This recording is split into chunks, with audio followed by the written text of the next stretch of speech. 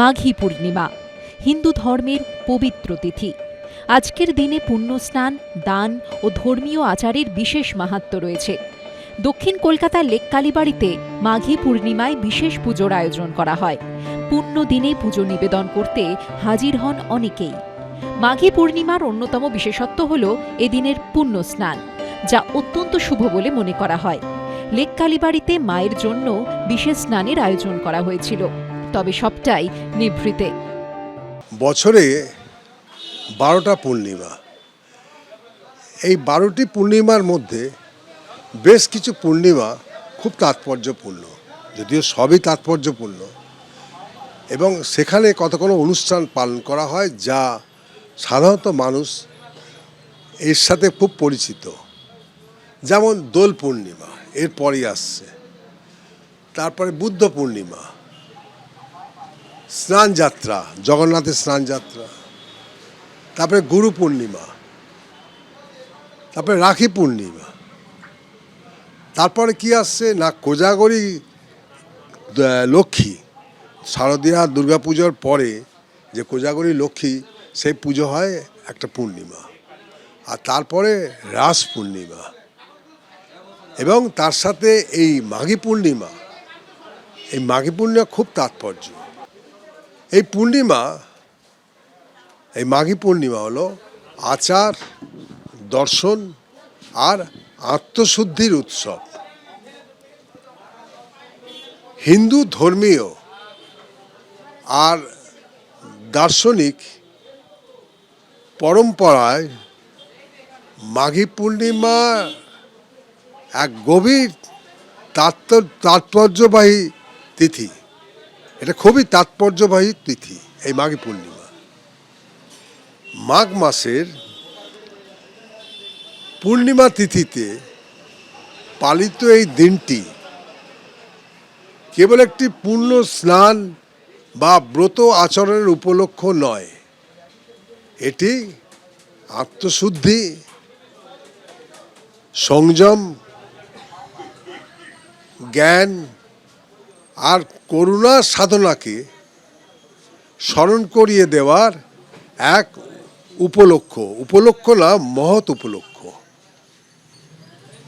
প্রাচীন পুরাণে, উপনিষদীয় ধারায় এবং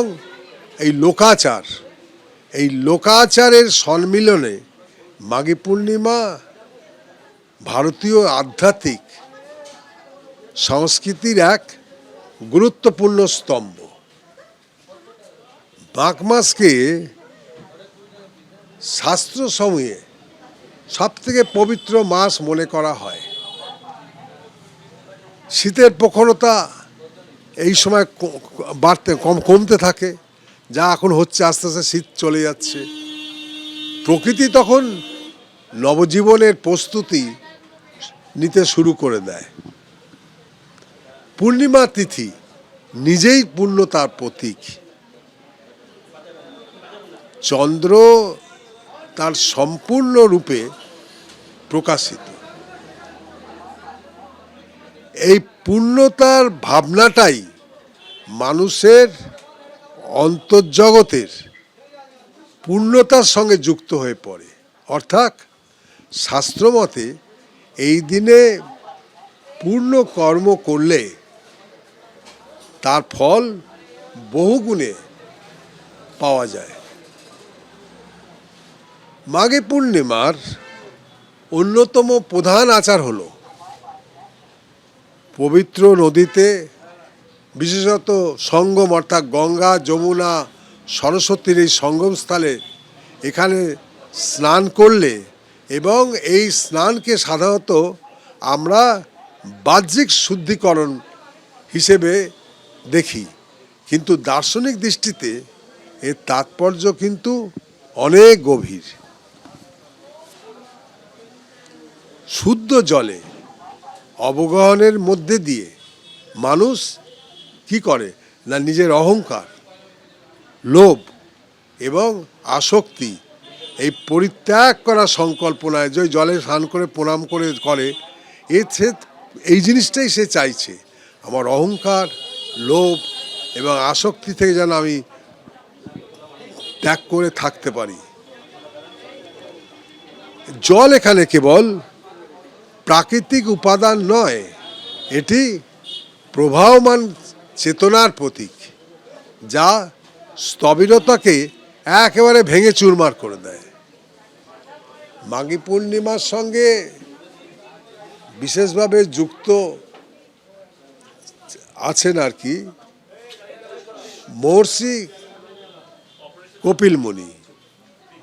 পুরাণ মতে তার আশ্রমস্থলে এই তিথিতে স্নান আর দান বিশেষ পুণ্যদায়ক। কপিল মুনির সাংখ্য দর্শন প্রকৃতি ও পুরুষের মধ্যে পার্থক্য, জ্ঞান ও বৈরাগ্যের মাধ্যমে মুক্তির পথ নির্দেশ করে। এই প্রেক্ষিতে মাঘী পূর্ণিমা হয়ে ওঠে বিবেচনাজাত জ্ঞানের উৎসব, যেখানে অন্ধবিশ্বাস কিন্তু যথেষ্ট নয়, বরং আত্মবিশ্লেষণ এবং তত্ত্বচিন্তা মুখ্য। শুধু বৈদিক বা পুরাণীয় ধারাতে নয়, বৌদ্ধ এবং জৈন এই পরম্পরাতেও কিন্তু মাঘী পূর্ণিমার গুরুত্ব কিন্তু ভীষণ। বৌদ্ধ ঐতিহ্যে এই দিনটি সংযমের শুদ্ধতা ও শিলাচরণের স্মারক, আর জৈন ধর্মে আত্মসংযম এবং অহিংসার আদর্শ এই তিথির সঙ্গে বিশেষভাবে জড়িত। ফলে মাঘী পূর্ণিমা একটা ধর্মাতীত নৈতিক দর্শন এই বহন করে আসছে, যেখানে আত্মশুদ্ধিই হচ্ছে মূল কথা। এইটা হচ্ছে বিশেষ কথা। সব ধর্মের মধ্যে কিন্তু এই জিনিসটা আছে। তাই মাঘী পূর্ণিমা আমাদের শেখায় তিনটে জিনিস: শুদ্ধি, পূর্ণতা, দান ও সংযম। শুদ্ধি হচ্ছে কেবল বাহ্য আচার নয়, অন্তরের রূপান্তর। পূর্ণতা মানে ভোগের চূড়ান্ত নয়, এটা হচ্ছে বোধের পরিপূর্ণতা। আর দান ও সংযম, এটা হচ্ছে ব্যক্তিগত মুক্তির পাশাপাশি সামাজিক ন্যায়ের পথ। জ্ঞানী আচারকে অর্থবহ করে তোলে। তাই মাঘী পূর্ণিমা এটা একটা একদিনের উৎসব নয়। এটা তাহলে কি? এটা হচ্ছে দার্শনিক অনুশীলন। পূর্ণিমার আলো যেমন অন্ধকার ভেদ করে, তেমনি এই তিথি মানুষের অন্তর্গত অজ্ঞতা, লোভ এবং অহংকারকে অতিক্রম করার আহ্বান জানায়। আচার, ব্রত এবং দানের মধ্যে দিয়ে মানুষ নিজের জীবনে সাম্য, সংযম এবং জ্ঞানের দীপ জ্বালাতে শেখে। এবং এইখানেই কিন্তু মাঘী পূর্ণিমার তাৎপর্য, চিরন্তন তাৎপর্য। এদেশের আধ্যাত্মিক সংস্কৃতির সঙ্গে ওতপ্রোতভাবে জড়িয়ে রয়েছে মাঘী পূর্ণিমা। এর সঙ্গে জুড়ে রয়েছে পুরাণ, উপনিষদ এবং লোকাচারের ধারা। মাঘ মাসকে শাস্ত্রে পবিত্রতম মাস হিসেবে গণ্য করা হয়েছে। এই সময়টায় শীতের প্রকোপ কমার সঙ্গে সঙ্গে প্রকৃতি তার নবজীবনের প্রস্তুতি নিতে শুরু করে। পূর্ণিমা তিথির পূর্ণচন্দ্রেও যেন সেই পূর্ণতারই প্রতিফলন। শাস্ত্রমতে এদিন পুণ্যকর্ম করলে তার ফল বহুগুণে বৃদ্ধি পায়। মাঘী পূর্ণিমা আমাদের শেখায় আচার, দর্শন আর আত্মশুদ্ধির একটা উৎসব।